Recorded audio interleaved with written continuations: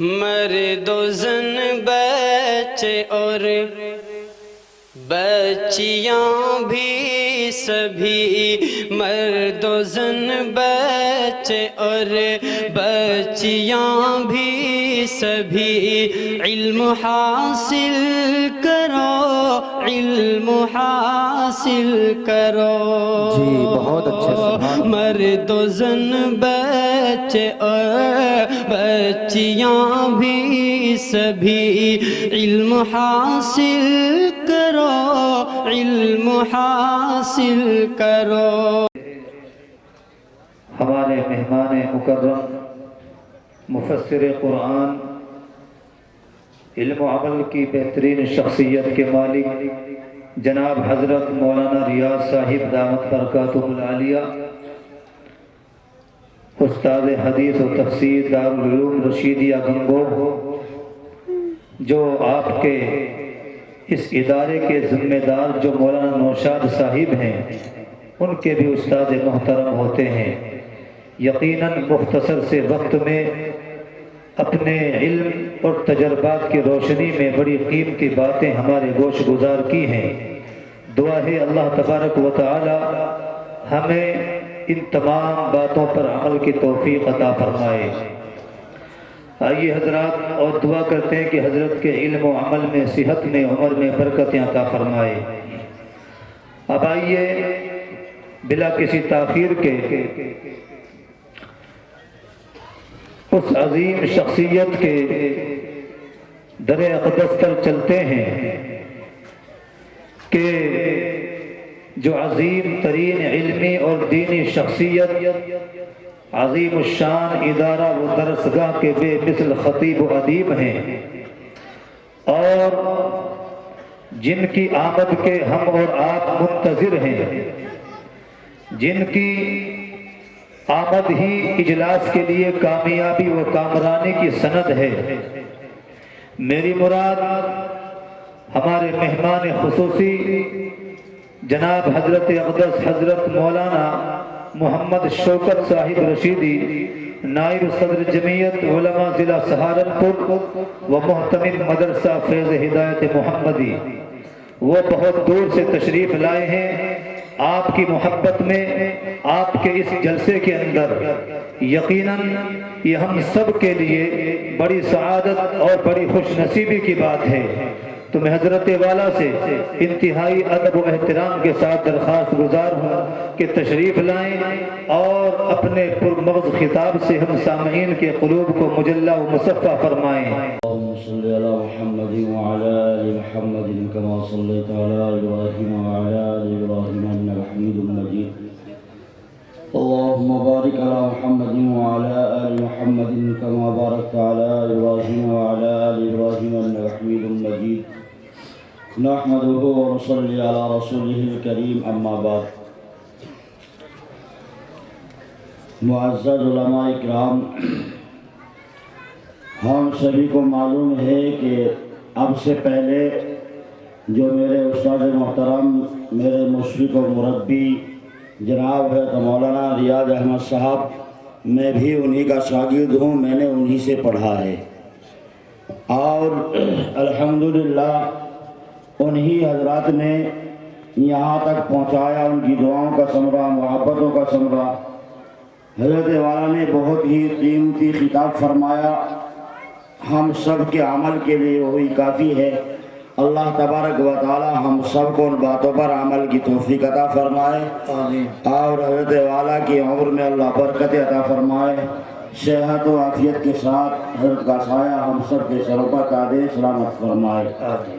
اور حضرت والا نے سب کچھ بتلا دیا، اور اسی طریقے سے عزیزم حضرت مولانا محمد نوشاد صاحب کی محنتیں اور ان کے رفع کی محنتیں اور کاوشیں وہ سب ہمارے سامنے آ گئی، اور الحمدللہ یہ جلسہ جو قائم کیا گیا، اس کو سجایا گیا، اس میں بچوں نے اپنے اساتذہ کرام کی محنت اور ان کی اخلاص اور اپنی جد و جہد کو پیش کر دیا ہے۔ کسی نے قرات کے ذریعے، کسی نے نظم کے ذریعے، کسی نے تقریر کے ذریعے، تو یہ سب مدرسے کی مقبولیت اور سب سے اہم بات یہ کہ الحمدللہ ادارے میں 8 بچوں نے قرآن کریم حفظ مکمل کیا ہے، ان کے سروں پر دستار ہونے والی ہے، تو یہ کوئی کچھ کم نہیں ہے۔ ہمارے حضرت علامہ رفیق احمد صاحب نور اللہ مرقدہ ہو فرمایا کرتے تھے کہ جب سے مدرسہ قائم ہو اور جب تک مدرسہ چلے، اگر اس پوری زندگی میں ایک حافظ قرآن تم کو دے دے تو سمجھ لو اللہ نے تمہاری محنتوں کو قبول کر لیا ہے، اللہ نے تمہاری محنتوں کو قبول کر لیا ہے۔ نوجوانوں، ابھی یہ بچہ نعت گنگنا رہا تھا اور نبی کریم صلی اللہ علیہ وسلم کے 4 یاروں کا تذکرہ کر رہا تھا، تو میں بھی یہی چاہتا ہوں کہ مختصر سے وقت میں آپ کو کچھ نظرات کی شان میں بتلاؤں۔ نوجوانوں، رات کی تنہائی تھی، رات کی یکتائی تھی، رات کی تاریکی تھی، اور حضرت امی عائشہ رضی اللہ تعالیٰ عنہ نبی کریم صلی اللہ علیہ وسلم کے پاس تشریف فرما تھی، اور پورا آسمان ستاروں سے جھلملا رہا تھا، پورے آسمان پر ستارے چمک اور دمک رہے تھے۔ حضرت امی عائشہ رضی اللہ تعالی عنہا نے نبی کریم صلی اللہ علیہ وسلم سے دریافت کیا، یا رسول اللہ، اے میرے محبوب، کیا آپ کے یاروں میں، آپ کے غم گساروں میں، آپ سے محبت کرنے والوں میں پہلی بات تو یہ معلوم کی کہ یا رسول اللہ، آسمان پر جو تارے ہیں ان کی گنتی کیا ہے، وہ تارے کتنے ہیں؟ تو اگر میرا یا آپ جیسا ہوتا تو کچھ سوچتا، کچھ سمجھتا، کچھ نہ کچھ جواب دیتا۔ اللہ کے لاڈلے پیغمبر نے فرمایا کہ مجھے معلوم نہیں، اللہ ہی جانتا ہے۔ برجستہ آپ نے جواب دیا، اس کا مجھے علم نہیں، آسمان پر کتنے ستارے ہیں، آسمان پر کتنے تارے ہیں میں نہیں جانتا، اللہ جانتا ہے۔ امی عائشہ نے ترنت سوال کیا، یا رسول اللہ، پھر آپ کے یاروں میں، آپ کے غم گساروں میں، آپ کے جانثاروں میں کوئی ایسا ہے کہ جس کی نیکیاں آسمان کے ستاروں سے زیادہ ہوں؟ اللہ کے لاڈلے پیغمبر نے فرمایا، ہاں ہیں۔ حضرت ہمارے فاروق رضی اللہ تعالیٰ عنہ کی نیکی آسمان کے ستاروں سے زیادہ۔ جب عمر فاروق رضی اللہ تعالیٰ عنہ کا نام امی عائشہ نے سنا، چہرے پر ایک تھکان سی محسوس ہوئی اور کچھ سلوٹیں سی پڑی۔ وہ تو اللہ کے لاڈلے محبوب اپنی محبوبہ کا چہرہ دیکھ کر کے کہنے لگے، اے عائشہ، کیا بات ہے، کیا بات ہے، چہرے پر جو ہے ڈھیلا پن کیوں آیا، کیا وجہ ہے؟ وہ تو سمجھ رہی تھی کہ اللہ کے لاڈلے نبی کہیں گے کہ تیرے ابا ابو بکر کی نیکیاں آسمان کے ستاروں سے زیادہ ہیں، لیکن آپ نے فرمایا کس کی؟ عمر کی نیکیاں آسمان کے ستاروں سے زیادہ ہیں۔ تو آپ نے فرمایا کہ آپ کا چہرہ کیوں ڈھلکا؟ تم نے سوال کیا آسمان کے ستاروں سے زیادہ نیکیاں کس کی ہیں؟ اے عائشہ، تو نے سوال نہیں کیا کہ آپ کے یاروں میں، آپ کے جانثاروں میں، آپ کے غم گساروں میں سب سے ساروں سے زیادہ نیکیاں کس کی ہیں؟ تو نے سوال کیا کہ ستاروں سے زیادہ نیکیاں کس کی ہیں؟ میں نے جواب دے دیا عمر کی ہیں، لیکن تیرا سوال یہ تو نہیں تھا کہ ساروں سے زیادہ نیکیاں کس کی ہیں؟ معلوم کیا ساروں سے کہ سن عائشہ، سن، عمر کی پوری زندگی کی نیکیاں ایک طرف، تیرے باپ کی ایک رات کی نیکیوں کا مقابلہ نہیں کر سکتی۔ عمر کی پوری زندگی، ہائے وہ عمر جس کو جھولی پھیلا کر کائنات کے محبوب نے مانگا ہو، وہ عمر جس کا کلمہ پڑھتے ہی کعبے کا در کھل گیا ہو، وہ عمر جو ایک کاغذ کا ٹکڑا دریا میں ڈال دے وہ دریا زمین پر زلزلہ آیا اور زمین نے کانپنا شروع کیا، انہوں نے زمین پر کوڑا مارا، 1400 سال گزر گئے، آج تک مدینے کی زمین پر زلزلہ نہیں آیا۔ وہ عمر جس گلی سے گزر جائے شیطان نہ گزرے، آقا نے فرمایا عمر کی پوری زندگی کی نیکی تیرے باپ کی ایک رات کی نیکیوں کا مقابلہ نہیں کر سکتی۔ میرے بھائیوں، وہ رات کیا رات تھی؟ عجیب رات تھی، عجیب و غریب رات تھی۔ نوجوانوں، اللہ کے لاڈلے پیغمبر علی مرتضیٰ آرام کر رہے ہیں، کفاروں نے آ کر تلواریں لے کر آپ کا محاصرہ کیا اور شور و گل ہوا۔ علی مرتضیٰ کی آنکھیں کھلی، آپ نے جھانک کر دیکھا، آقا کو جگایا، یا رسول اللہ بیدار ہو جائیے، یا رسول اللہ بیدار ہو جائیے۔ آپ نے فرمایا عمر کیا بات ہے یا رسول اللہ، کفار و مشرکین نے محاصرہ کر لیا ہے، بڑے بڑے سردار، بڑے بڑے طاقتور اپنے ہتھیار لیے چاروں طرف کھڑے ہیں۔ آقا نے فرمایا اے علی ڈرنے کی ضرورت نہیں۔ علی نے کہا یا رسول اللہ ہم دو وہ سو، ہم نہتے وہ ہتھیاروں کے ساتھ۔ نوجوانوں، اللہ کے لاڈلے پیغمبر نے فرمایا ٹھہر جاؤ، میں ابھی ان کا علاج کرتا ہوں۔ اللہ کے لاڈلے پیغمبر نے جتنی امانتیں تھی پوری کی پوری امانتیں علی مرتضیٰ کے حوالے کی، اور علی مرتضیٰ سے بتلایا میں یہاں سے فلاں جگہ جاؤں گا، وہاں سے وہاں جاؤں گا، وہاں سے وہاں پہنچوں گا۔ اپنا پورا بایو ڈاٹا علی مرتضیٰ کے حوالے کیا اور علی مرتضیٰ سے کہا کہ اب دیکھ، میں ایک مٹھی مٹی اٹھائی اور اللہ کے لاڈلے پیغمبر نے پھینکی، وہ مٹھی ان مشرکین کے ان سرداروں کی آنکھوں میں گری اور وہ اندھے ہو گئے، اور اللہ کے لاڈلے پیغمبر وہاں سے نکل گئے۔ اور یہ کفر اس وقت اندھا ہو چکا تھا اور آج تک اندھا ہے۔ جب کافی دیر ہو گئی، ابو جہل اندر کھودا، خوش ہوا، آپ کی چارپائی پر علی مرتضیٰ کی قربانی کوئی کم نہیں تھی کہ جہاں اتنے بڑے بڑے سردار کھڑے ہوں اور وہ آقا کی چارپائی پر لیٹے ہوں۔ نوجوانوں، ابو جہل اندر گیا، جا کر سوچا آج تو کام بن گیا، دیکھا علی،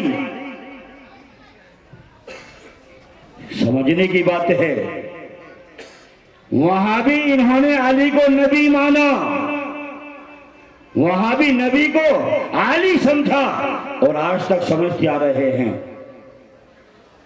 آپ سمجھ لیجئے کون لوگ ہیں۔ ابو جہل نے کہا تم یہاں، اللہ کے لاڈلے پیغمبر محبوب کہاں کہ چلے گئے؟ کہاں گئے؟ جہاں جانا تھا کہ کہاں جانا تھا کہ چلے گئے، کہ کہاں چلے گئے کہ جہاں جانا تھا۔ یہ جواب آپ دیتے رہے، جھوٹ بھی نہیں بولا، جھوٹ بھی نہیں بولا، راستہ بھی نہیں دیا۔ اللہ کے لاڈلے پیغمبر ابو بکر کے دروازے پر پہنچے، ابو جہل کہنے لگا اے سردارو آؤ، اگر محمد کہیں جا سکتا ہے تو ابو بکر کے گھر جا سکتا ہے، ابو بکر کے یہاں پہنچ سکتا ہے۔ ان کا بھی یہ یقین تھا۔ اللہ کے لاڈلے پیغمبر پہنچے، کنڈا کھٹکھٹایا، ابو بکر آئے، دیکھا یا رسول اللہ، یا رسول اللہ، آپ حکم کر دیتے، کسی کو بلانے کے لیے بھیج دیتے، میں دوڑا دوڑا چلا آتا۔ اللہ کے لاڈلے پیغمبر نے فرمایا اے ابو بکر، میں آیا نہیں، مجھے بھیجا گیا ہے، میں آیا نہیں، مجھے بھیجا گیا ہے۔ فرمایا آقا نے ابو بکر چلو، ابو بکر نے یہ نہیں کہا یا رسول اللہ ٹھہر جائیے، ابھی رکیے، میرے چھوٹے بچے ہیں، بوڑھے ماں باپ ہیں، کس پر چھوڑ کر کے جاؤں؟ اللہ کے لال نے پیغمبر نے فرمایا ابو بکر چلیے، کہا یا رسول اللہ تیار ہو، چل دیے، آگے آگے جا رہے ہیں اللہ کے لال نے پیغمبر، پیچھے پیچھے ابو بکر جا رہے ہیں، چلتے رہے، سفر طے ہوتا رہا، آپ کے قدم مبارک کے نیچے کچھ خون محسوس دیا ابو بکر کو، ابو بکر نے کہا یا رسول اللہ ٹھہر جائیے، یا رسول اللہ رک جائیے، آقا نے فرمایا ابو بکر رکنے کا وقت نہیں، دشمن پیچھے لگے ہیں۔ ابو بکر نے کہا یا رسول اللہ اگر نہیں ٹھہرو گے میری جان نکل جائے گی، میری روح جسم سے پرواز کر جائے گی، یا رسول اللہ آپ کے قدم مبارک میں کوئی چیز چبھی ہے، خون محسوس دے رہا ہے، آپ ٹھہر جائیے۔ اللہ کے لال نے پیغمبر ٹھہرے، ابو بکر نے فرمایا یا رسول اللہ اب آپ پیدل نہ چلیے۔ ابو بکر بیٹھے، یا رسول اللہ میرے کندھوں پر سوار ہو جائیے، میرے کندھوں پر سوار ہو کر کے چلیے۔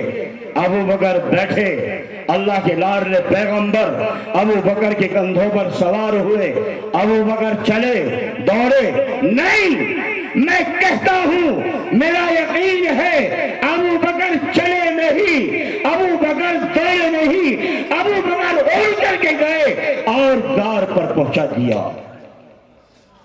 کیوں؟ اللہ کے لال نبی براق پر سوار ہوئے تو براق اڑ کر کے گیا، ابو بکر پر سوار ہوئے، آج وہ غار ثور جس پر چڑھنے کے لیے حاجی لوگ کتنے کتنے سانس لیتے ہیں، کتنا کتنا ٹھہر کر کے چڑھتے ہیں، وہ ابو بکر نبوت والے بوجھ کو لے کر اپنے محبوب کو اپنے کندھوں پر اٹھا کر دوڑ کر نہیں اڑ کر غار کے دروازے پر پہنچے اور پہنچ کر کہا یا رسول اللہ ٹھہر جائیے، میں اندر جاتا ہوں، آپ ابھی باہر ٹھہریے۔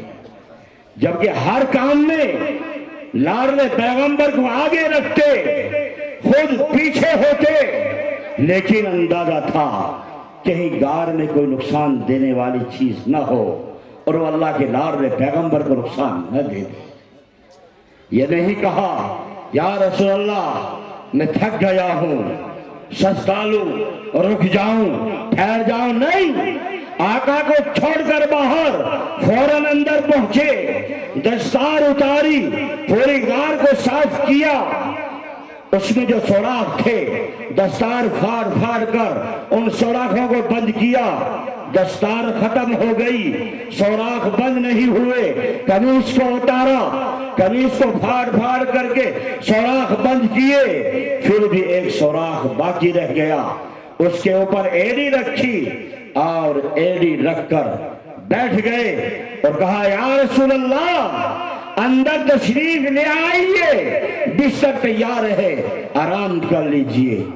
اللہ کے لاڈلے پیغمبر صلی اللہ علیہ وسلم اندر تشریف لے گئے، ابو بکر کے ایران پر سر مبارک رکھا، آرام کرنے لگے۔ کیا عجیب وہ کیفیت ہوگی، ابو بکر کی گود میں اللہ کے لاڈلے پیغمبر کا سر مبارک رکھا ہے، ابو بکر دیدار کر رہا ہے۔ نوجوانوں یہیں پر بس نہیں، اب اس سوراخ میں جس میں کالا چھپا ہوا بیٹھا تھا اس نے ڈسنا شروع کیا، وہ ڈستا رہا، زہر چڑھتا رہا، ابو بکر نے اس پیر کو حرکت نہیں دی، اس کو نہیں ہلایا کہ کہیں اللہ کے لاڈلے پیغمبر میرے محبوب میرے دوست کی نیند میں خلل واقع نہ ہو جائے۔ صاف ڈستا رہا، زہر چڑھتا رہا، ابو بکر سہن کرتا رہا، زہر چڑھتے چڑھتے سر تک پہنچا۔ کہتے ہیں لوگ ابو بکر کی آنکھوں سے آنسو ٹپکے، نہیں، بعض مرتبہ آدمی خوشی کے اندر جب وہ ہنستا ہے، مسکراتا ہے، اس کی آنکھوں سے پانی جھلک آتا ہے، اس کی آنکھوں سے پانی ٹپکنے لگتا ہے۔ اسی طرح ابو بکر کی آنکھوں سے آنسو نہیں گرے، پانی ٹپکا، آقا بیدار ہوئے، فرمایا ابو بکر کیا بات ہے؟ یا رسول اللہ، کوئی زہریلا جانور ڈس رہا ہے، زہر چڑھ رہا ہے۔ اللہ کے لاڈلے پیغمبر نے کہا ایڑی لاؤ، اپنا لعاب مبارک نکالا، ابو بکر کی ایڑی پر لگایا، پورا زہر ختم ہو گیا۔ میں کہتا ہوں وہ لعاب نہیں، وہ مہر تھی اس بات کی کہ اے ابو بکر تو بلا فصل میرا پہلا خلیفہ ہوگا۔ آپ کا لعاب ابو بکر کی ایڑی تک پہنچا، علی مرتضی کی آنکھوں تک پہنچا۔ معلوم ہوا ابو بکر پہلے خلیفہ ہوں گے، علی مرتضی آخری خلیفہ ہوں گے۔ اور وہ سوراخ بچا نہیں، میں یہ کہتا ہوں اس اللہ نے اس کو چھٹوایا۔ وہ اللہ اگر چاہتا تو پہلے ہی اس کو بند کروا دیتا، لیکن اللہ نے اس سوراخ کو بچایا کہ تو بھی اپنی طاقت لگا۔ میرے بھائیو، وہ ابو بکر کی اس رات کی نیکیاں عمر کی پوری زندگی کی نیکیوں پر بھاری ہیں۔ سبحان اللہ۔ تو میرے بھائیو، صحابہ اکرام نے اللہ کے لاڈلے پیغمبر پر اپنی ہر ایک چیز کو قربان کیا۔ وہ ابو بکر جب امیر المومنین بنا دیے گئے، کپڑا بیچنے کے لیے چلے، عمر فاروق دوسرے صحابہ سے ملاقات ہوئی، کہاں جا رہے ہو؟ کپڑا بیچنے کے لیے جا رہا ہوں۔ کہ اب تو آپ امیر المومنین بن گئے، ابھی کپڑا بیچو گے؟ فرمانے لگے میرے بچوں کا کیا ہوگا، میرے بچے کیا کھائیں گے؟ صحابہ نے کہا بیت المال سے کچھ مقرر وظیفہ کر دیا جائے گا۔ وظیفہ مقرر کر دیا گیا۔ میٹھا کھانے کو گھر والوں کا دل چاہا، تھوڑا تھوڑا آٹا بچاتے رہے۔ کچھ دنوں کے بعد حریرہ بنایا۔ ابو بکر رضی اللہ تعالیٰ نے فرمایا کہاں سے آیا؟ کہ تھوڑا تھوڑا بچاتے تھے۔ کہ اچھا اتنا زیادہ آ رہا ہے، اتنا فالتو آ رہا ہے، اتنا کم کر دیا جائے۔ آج تو پورا مال ہڑپ ہو جاتا ہے، کھا کر ڈکار بھی نہیں لی جاتی ہے میرے بھائیوں۔ اور پھر کہتے ہیں آگے چلو۔ عمر فاروق نے سوچا یار ابو بکر کی نیکیاں بہت ہیں، تو کوئی ایسی نیکی کر جو ابو بکر سے آگے نکل جائے۔ دل میں بات آئی کہ مدینے سے 3 کلومیٹر 3 میل کے فاصلے پر ایک بوڑھی عورت، بے سہارا عورت رہتی ہے، اس کی خدمت کر، کہیں اللہ اس کا اجر جو ہے اتنا نہ دے دے کہ تیری نیکیاں ابو بکر سے آگے بڑھ جائیں۔ عمر فاروق رضی اللہ تعالیٰ عنہ چلے فجر کے بعد کہ اس بوڑھی عورت کا کام کر کے آؤں گا۔ گئے، دروازے پر دستک دی، کنڈی کھڑکھڑائی، اے مائی میں خادم آیا ہوں تیرے گھر کے برتن دھونے کے لیے، تیرے گھر میں جھاڑو لگانے کے لیے، تیرے کپڑے صاف کرنے کے لیے۔ اندر سے جواب آیا نوجوان تو نے آنے میں دیر کر دی۔ کوئی نوجوان ایک کام کر کے چلا گیا ہے۔ ابو بکر عمر فاروق دوسرے دن کچھ جلدی آئے، پھر دستک دی، پھر صدا لگائی، پھر آواز آئی اے نوجوان تو نے آج بھی آنے میں دیر کر دی ہے۔ یہ کام نوجوان کر کے جا چکا ہے۔ تیسرے دن بہت سویرا پہنچے اور جا کر دستک دی، اے مائی آج تو میں جلدی آ گیا ہوں، آج تو مجھے اپنا کام کرنے کا موقع دے، آج تو میں تیری خدمت کروں۔ अंदर से जवाब आया, नौजवान ये सब काम करके पानी लेने के लिए गया हुआ है। मेरे भाइयों, उमर फारूक रास्ते पर खड़े हो गए कि देखो तो सही कौन है, कौन वो नौजवान है जो इतनी जल्दी आकर के इस माई की खिदमत को अंजाम दे रहा है। अबू बकर पानी लेकर आ रहे थे, देखा रास्ते में कोई खड़ा है, चेहरे पर चादर डाली और तेजी से निकलना चाहा। उमर ने पीछे से पकड़ लिया, वो चादर छोड़ नहीं रहे हो। उमर फारूक ने कहा, ऐ नौजवान, तू जानता नहीं मैं खत्ताब का बेटा हूं, मैं उमर हूं, जब तक तुझे न देख लूं जब तक तुझे नहीं छोड़ूंगा। मेरे भाइयों, दबी आवाज से अबू बकर सिद्दीक रजी अल्लाह तआला ने कहा, है उमर, तेरा भाई अबू बकर है। ऐ उमर, तेरा भाई अबू बकर वक्त का अमीरुल मोमिनीन, वक्त का बादशाह, रात की तन्हाई में, रात की तारीकी में, रात की अंधेरी में एक बेवा, एक औरत जिसका कोई सहारा नहीं, उसकी खिदमत जाकर के करता है। आज भाई भाई को पूछने के लिए तैयार नहीं, बाप बेटे को पूछने के लिए तैयार नहीं। भाई ऐसा है कि नहीं? तो अबू बकर का इत्तिबा करोगे कि नहीं? कौन कौन करेंगे? हाथ उठा करके बताओ। सब करेंगे इंशाअल्लाह। चलो अभी बात कुछ बीच में रोक लेता हूं, अभी बात आगे बताऊंगा। और तो अबू बकर का इत्तिबा करोगे कि नहीं? कौन कौन करेंगे? सब करेंगे।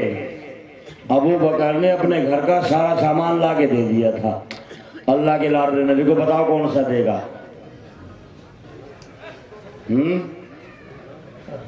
चलो बहरहाल, घर का सारा सामान नहीं, घर का आधा सामान नहीं, इन अल्लाह के लाल नबी के मेहमानों के लिए हदीस शरीफ में आता है, जो इन बच्चों के पढ़ने का इंतजाम कर दे, इनकी रोशनी का इंतजाम कर दे, इनके खाने का इंतजाम कर दे, इनके बैठने का इंतजाम कर दे, इनके पढ़ाने वाले असातिज़ाओं का इंतजाम कर दे, अल्लाह उसके लिए जन्नत के रास्तों को हमवार कर देता है। तो जन्नत में तो जाना चाहते हैं कि नहीं? सब कौन कौन जाना चाहेंगे जन्नत में? अपनी उठाने के हाथ कर भी पकड़ा जाए, जो से उठाना चाहो जाएंगे इंशाअल्लाह। तो टिकट तो कटवाना पड़ेगा। जन्नत में जाओगे बगैर टिकट के थोड़े चले जाओगे, टिकट तो बनवाना पड़ेगा कि नहीं? अगर यहाँ से बंबई जाना पड़ता है तो कई दिन पहले टिकट बनता है। उम्रे में जा रहे हो तो कितने दिन पहले पैसे देने पड़ते हैं? पड़ते हैं कि नहीं? अब टिकट जो है कई तरह का होता है, एक एसी का है, एक डबल थर्ड है, सेकेंड एसी का है, एक जो है ना प्राइवेट है, लोकल है। अब बताओ कौन सा टिकट चाहते हो? हैं? अरे एसी वाला चाहोगे कि नहीं? एसी वाला टिकट किसी किसे चाहिए बताओ? कोई किसी को नहीं चाहता। क्या बहरे गफलत ये तेरी हस्ती नहीं, देख जन्नत इस कदर सस्ती नहीं। कारी अजीब की तकलीफ तो सुनी होगी कि नहीं, कि जन्नत तेरे बाप का घेर देंगे, भाग के घुस जाएगा। कुछ तो करना ही पड़ेगा। तो चलिए, बहुत बड़ा भारी टिकट नहीं, आज आप लोगों से अल्लाह के लाल नबी के मेहमानों के लिए, अल्लाह के कुरान के लिए, नबी के फरमान के लिए